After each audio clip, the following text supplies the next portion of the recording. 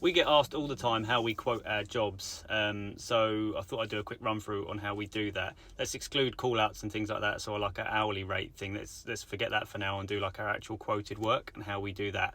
Everyone knows we use the spreadsheet that we use and that we sell on our website. That's generally how we will always quote our work. But in terms of inputting the information onto that, it's three things that we always factor in, which is the labour and what part of our team is actually, or who in our team is doing that work. The overheads and materials. That's the three main parts of basically the spreadsheet and how we put our costs together. So we have, each one of our team has, depending on our skill set, level of experience and all that sort of stuff, we'll have a sort of daily rate or rate that we will apply when we're putting that into our sort of equation. We will then have overheads, which is calculated independently. We will obviously tally all our stuff up.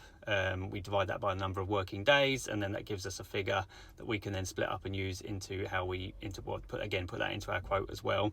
And I can go into detail a bit more in another video on that one.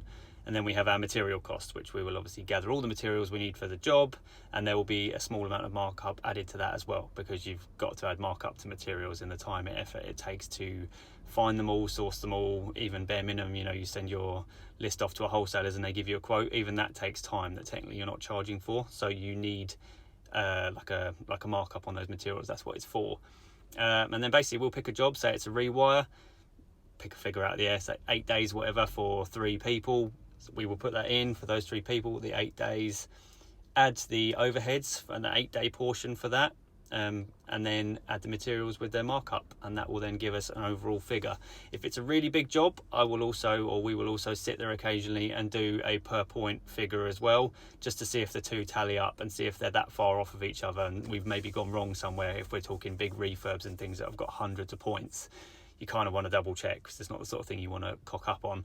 So we'll sometimes do a double check on that and cover both things, but most of the time we'll do it with our basic structure. That's the spreadsheet we use for everything, because it keeps things fair, consistent.